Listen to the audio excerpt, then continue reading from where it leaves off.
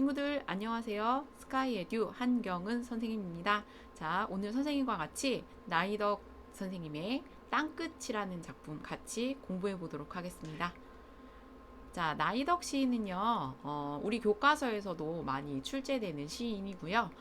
그리고 여성 작가로서 좀 섬세한 감성, 삶에 대한 깊은 성찰을 담고 있는 시인입니다. 이 작품에서도 그런 내용들이 잘 담겨 있으니까 우리 친구들이 작가에 대한 이해를 바탕으로 작품을 한번 살펴보도록 할게요. 자, 본문 내용 살펴보기에 앞서서 땅끝이라는 작품에서 우리가 어떤 부분들을 좀 중점적으로 살펴봐야 되는지 선생님과 먼저 정리하고 본문으로 들어가 보도록 할게요. 자, 이 작품의 제목이 갖고 있는 의미가 굉장히 중요합니다. 자, 중의적인 의미를 갖고 있는데요. 자, 제목이 가지고 있는 중의적인 의미, 즉 땅끝이 갖고 있는 중의적인 의미는 무엇인가? 자, 그다음 두 번째. 자, 이 작품의 시상 전개. 자, 시상을 전개하는 부분에 있어서 정서의 변화를 통해서 시상을 전개해 나가고 있습니다. 자, 그렇기 때문에 전체적인 내용 안에서 정서에 어떠한 변화들이 나타나고 있는지 우리 친구들 반드시 살펴봐야 되겠죠. 자, 그 다음에 세 번째, 자, 시상 전환. 자, 시상 전환.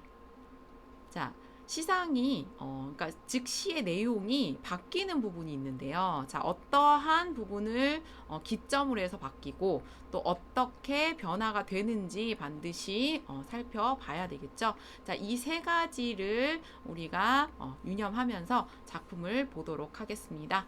자, 그러면 여기 땅끝이라는 제목의 의미 먼저 살펴보고 할 건데요. 자, 얘가 갖고 있는 첫 번째 의미는 자, 화자가 있는 물리적인 공간, 그죠? 화자가 위치하고 있는 물리적인 공간으로 볼 수 있고요. 물리적 공간. 자, 즉 뭐 우리 그 전라남도 해남이라는 곳 있죠? 그 육지의 끝을 의미합니다. 자, 그 다음에 두 번째로는 이 시인이 나타내고자 하는 의미일 텐데, 자, 이곳은 삶의 끝이라는 의미, 그러니까 즉 절망의 공간이라는 의미를 갖고 있고요. 절망의 공간이라는 의미를 갖고 있고요. 자, 이 작품에서 이 두 가지 의미로 인해서 중의적인 표현이라고 이야기를 하는데, 자, 작품의 이제 전체적인 내용들을 좀 살펴보면 이 그 절망의 공간이라는 게 그러니까 절망의 공간으로만 끝나는 게 아니라 마지막에는 희망의 공간으로 이제 변화가 됩니다. 그래서 희망의 공간이라는 세 번째 의미로까지 확대될 수 있다라는 것도 우리 친구들 알아두면 좋겠네요. 자, 그럼 이제 본문 내용으로 들어가서 조금 더 자세히 살펴보도록 할게요. 자, 첫 번째 여는 화자가 어린 시절을 회상하는 내용인데요. 그러니까 뭔가 어린 시절에 갖고 있었던 꿈이 있었고, 그러니까 그것이 좌절되는 상황에 대해서 이야기하고 있습니다. 자, 산 너머 고운 노을을 보려고 그네를 힘차게 차고 올라 발을 굴렀지. 자, 여기에서 말하는 고운 노을이라는 건 화자가 바라보고 있는 대상이죠. 그러니까 화자가 긍정하고 있는 대상일 테고, 그래서 이것은 어린 시절에 화자가 꿈꾸고 바라던 삶의 희망 또는 꿈, 이상, 그리고 가치를 두었던 아름다운 대상의 의미로 해석할 수 있습니다. 자, 이 노을을 보기 위해서 그네를 힘차게 차고 올랐다라고 얘기했습니다. 자, 그러면 여기에 있는 그네는 그쵸? 이 고운 노을, 즉 꿈을 이루기 위한 하나의 수단이었겠죠. 그래서 현실 극복의 수단으로 해석할 수 있습니다. 다른 얘기로 하면, 다른 말로 바꾸면 꿈을 향한 노력과 열정으로도 해석을 할 수 있겠죠. 자, 근데 내가 무언가 하는 것, 바라는 것이 있었고 그것을 하기 위해 노력했다라고 표현하지 않고 노를 보기 위해서 그네를 굴렀다라고 표현하고 있습니다. 자, 그래서 이상을 추구하는 행위에 대해서 우리가 조금 더 구체적으로 느낄 수 있는 감각적인 그 대상들을 사용해서 표현을 하고 있죠. 그래서 행위를 구체화하는 표현의 방법을 통해서 화자가 나타내고자 하는 바를 드러내고 있습니다. 자, 그다음 노을은 끝내 어둠에게 잡아먹혔지. 내가 바라고 원하던 그 희망이 어때? 자, 어둠에게 잡아먹혔다라는 것은 이 어둠이라는 것은 절망과 시련의 의미를 갖고 있고요. 잡아먹혔다라는 것을 통해서는 이 꿈이 좌절되었구나라는 걸 확인할 수 있겠죠. 자, 그래서 어린 시절의 꿈이 좌절된 것에 대해서 화자가 나타내고 있습니다. 자, 여기 노을은 끝내 어둠에게 잡아먹혔지라는 표현을 통해서는 시간의 경과를 나타내는 의미로도 볼 수 있고요. 자, 꿈과 희망이 좌절됐다 라는 의미를 담은 표현으로도 확인할 수 있습니다. 자, 여기에서는 사용된 표현상의 특징도 우리가 살펴봐야 되는데요. 자, 여기 보시면 자, 어둠에게 누가 노을이 잡아먹혔다라고 얘기하고 있습니다. 자, 어둠은 그치? 무생물이잖아, 무생물. 아이고, 색깔이 잘 안 보이죠? 잠시만요. 자, 어둠은 어둠은 무생물입니다. 자, 이 무생물이 뭔가를 잡아먹을 수는 없죠. 근데 뭔가 그 움직이는 대상으로 표현한 거잖아. 그러니까 이 어둠에게 잡아먹혔지라는 표현은 무생물을 생물적인 어떤 속성을 갖고 있는 대상으로 표현한 거기 때문에 뭐가 사용되었다? 화류법이 사용되었다라고 얘기할 수 있다. 자, 의인법이 되지 않는 이유는 뭘까요? 자, 의인법은 사람만이 할 수 있는 거여야 돼. 근데 잡아먹는 거는 사람만이 할 수 있는 건 아니죠. 자, 그렇기 때문에 여기에서는 화류법이 사용되었다. 자, 이렇게 이야기할 수 있습니다. 자, 그 다음 나를 태우고 날아가던 그네줄이 날아가던 그네줄이 오랫동안 삐걱삐걱 떨고 있었어. 자, 여기에서의 나는 시적 화자를 이야기하겠고, 이것을 태우고 날아가던 그네줄이 오랫동안 삐걱삐걱 떨고 있었다라고 이야기하고 있습니다.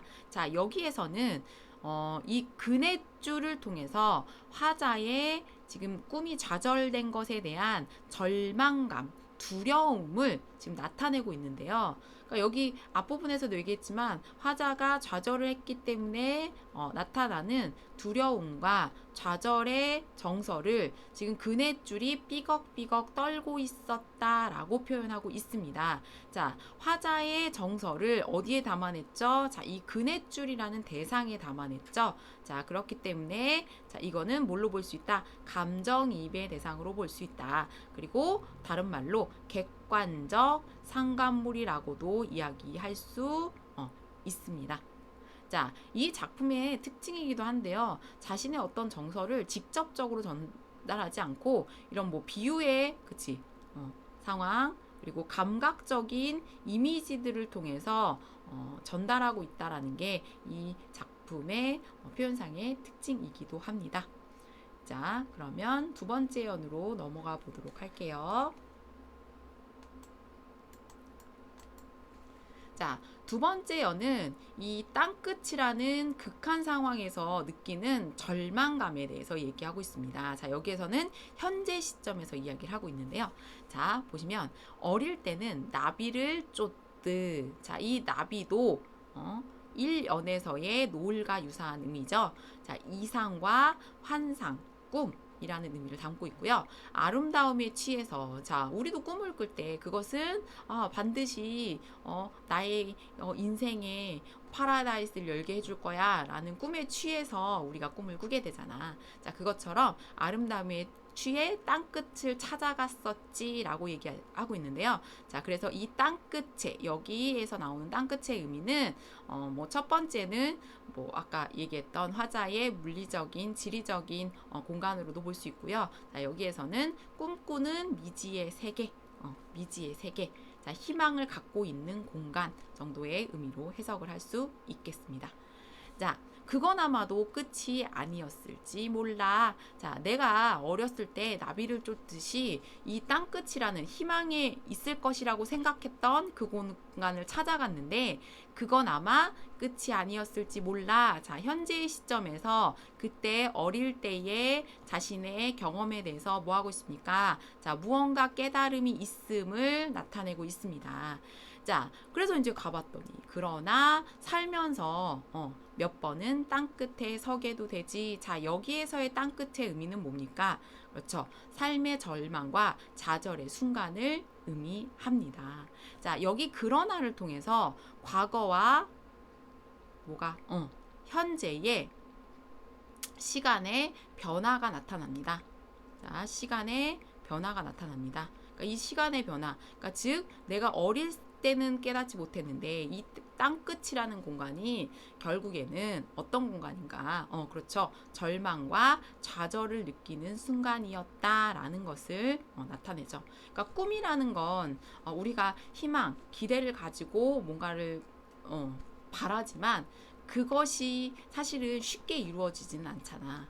그러니까 그 땅끝이라는 공간을 찾아가면 결국에는 뭐가 있어? 자, 절망과 좌절의 순간이 함께 있었다라는 깨달음을 이야기하고 싶은 거죠. 자, 그래서 똑같은 땅끝이지만 의미가 서로 차이가 있다라는 걸 반드시 알아두시고, 자, 이 첫 번째, 두 번째 부분에 나오는 땅끝의 의미와 여기 밑에 나오는 땅끝의 의미의 차이를 반드시 구분하여 주셔야 됩니다. 자, 파도가 끊임없이 땅을 먹어 들어오는 막바지에서, 자, 파도 이건 뭐지? 그렇죠. 이 쭉 있는 곳에서 이 땅끝이잖아. 그치? 이 땅끝은 굉장히 아름다움에 취해서 막 가게 되지만 결국에는 떨어지는 나락이 곳이라는 거죠. 자, 그곳에 파도가 끊임없이 땅을 먹는다라는 것은 그쵸? 자, 시련과 고난의 상황이 나타나 있다. 그치? 함께하고 있다라는 얘기겠고, 그것을 땅을 먹어 들어오는 막바지 화자의 절박한 상황을 나타내죠. 이렇게 뒷걸음질을 치면서 말이야. 자, 땅끝에서 내가 결국엔 희망을 찾으려 갔지만 절망을 느끼게 되는 순간을 이야기하고 있네요.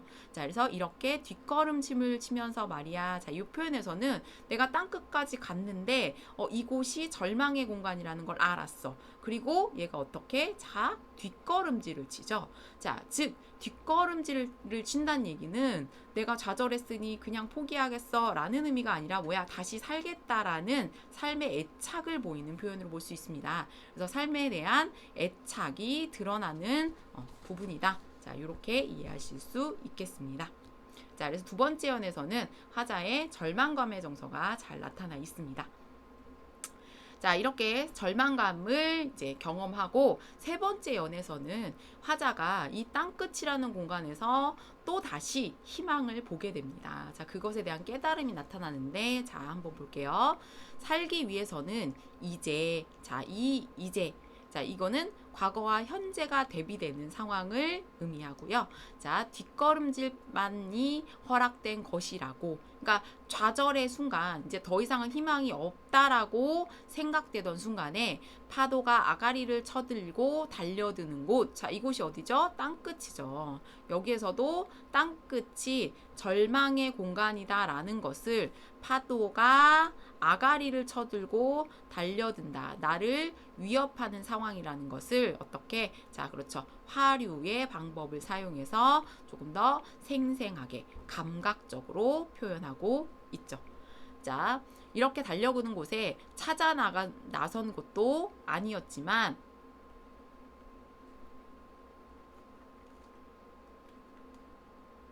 자, 끝내 발 디디며 서 있는 땅의 끝. 자, 여기도 여전히 삶의 막다른 골목, 즉 절망적인 상황을 의미하는 땅끝의 의미가 되겠죠.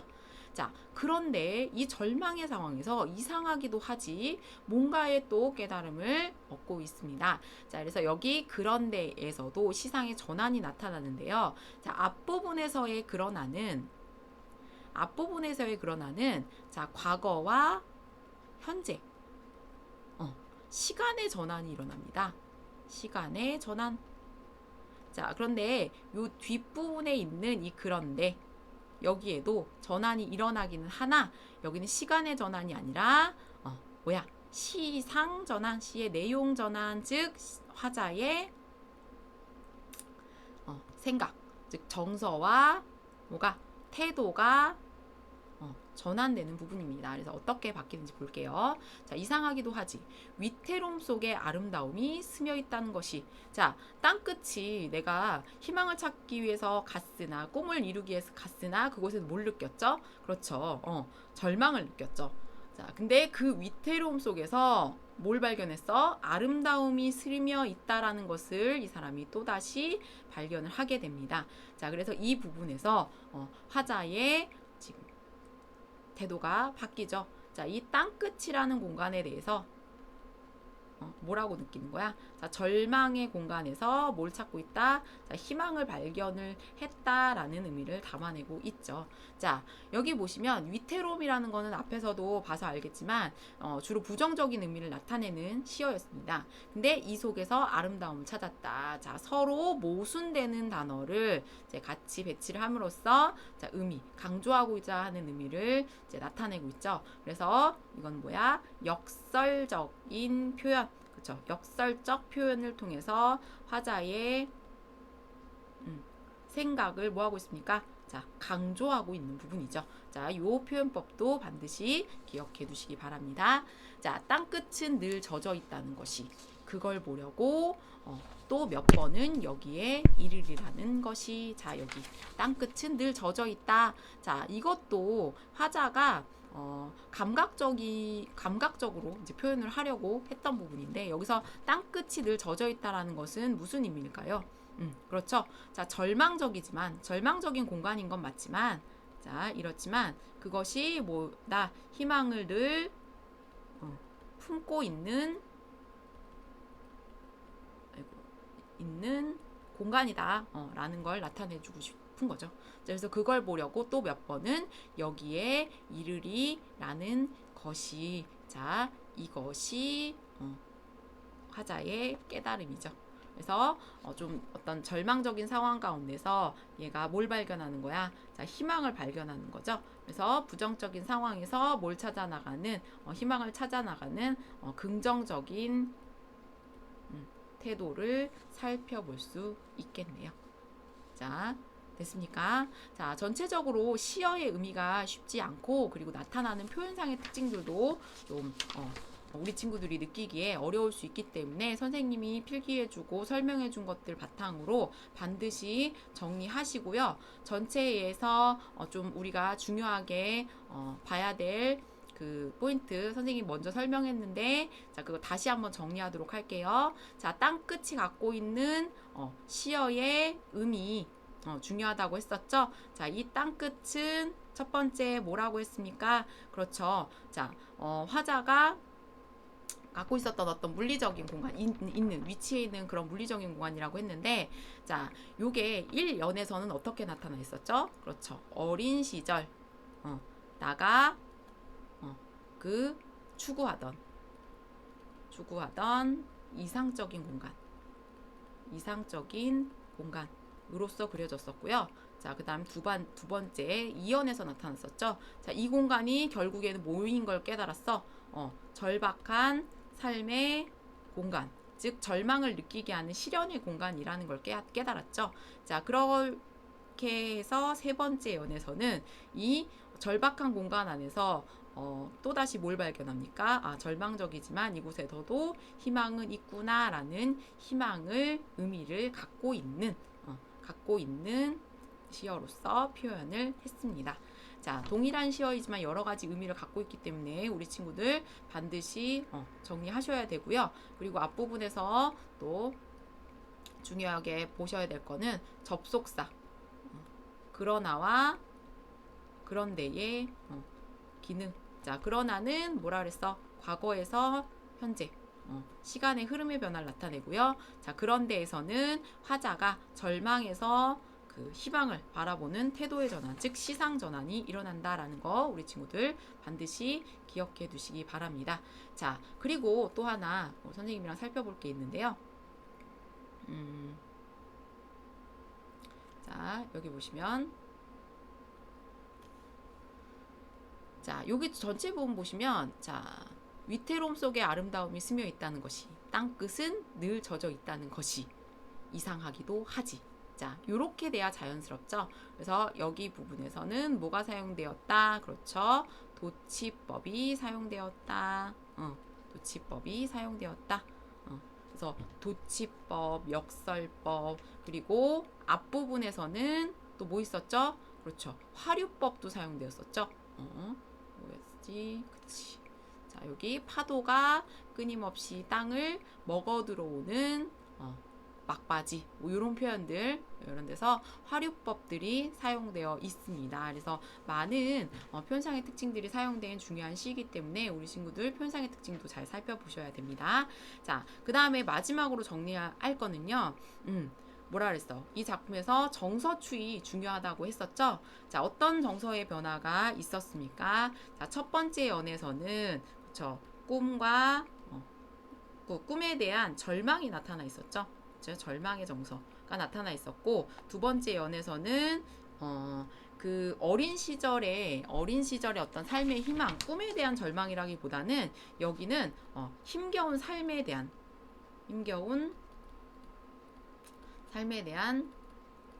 절망.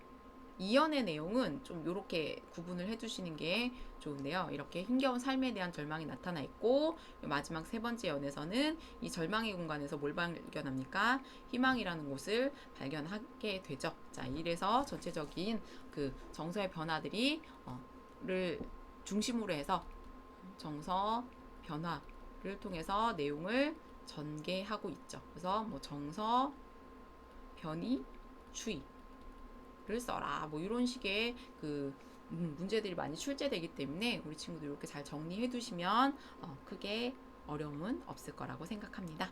자, 그러면 뒤에서 문제를 통해서 다시 한번 확인해 보고, 그리고 전체적인 내용 마무리하도록 하겠습니다. 자, 이 작품의 특징. 자, 그렇죠.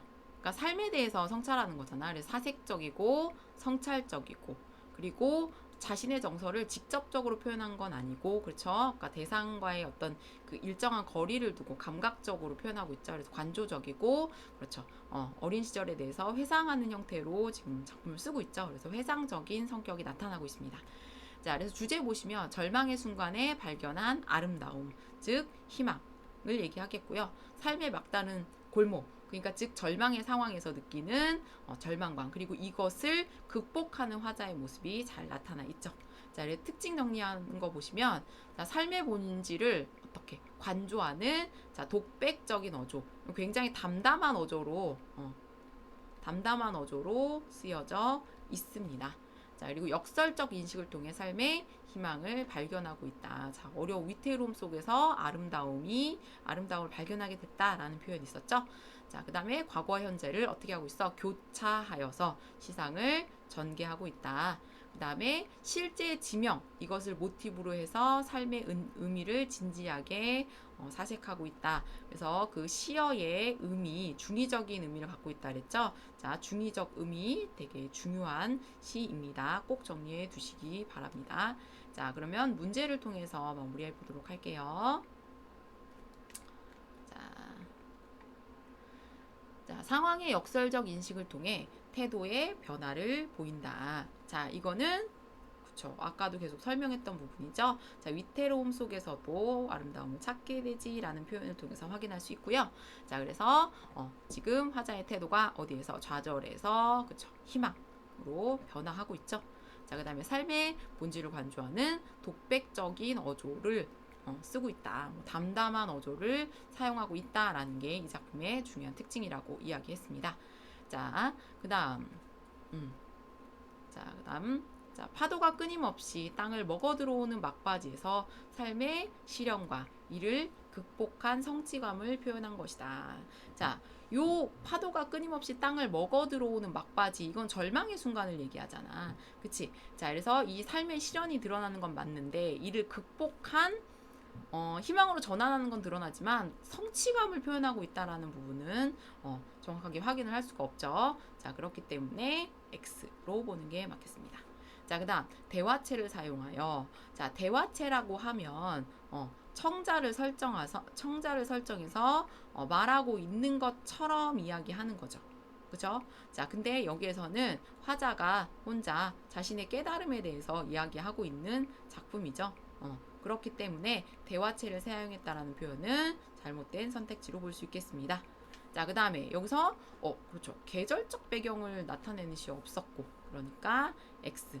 그 다음에 현재와 과거를 대비하여, 그렇죠. 자, 1년에서 2년 중반부, 그 다음에 2년 후반부에서 3년, 그죠. 과거와 현재. 그러나를 기점으로 해서 전환이 있었었죠.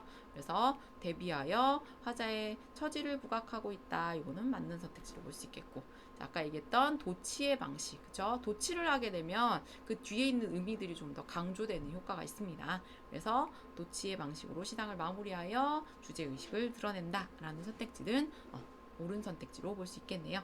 자, 우리 친구들 여기까지 땅끝이라는 작품을 같이 정리를 해봤습니다. 자, 꼼꼼하게 복습하시고 그리고 문제까지 잘 확인하시기 바랍니다. 오늘 수고하셨습니다.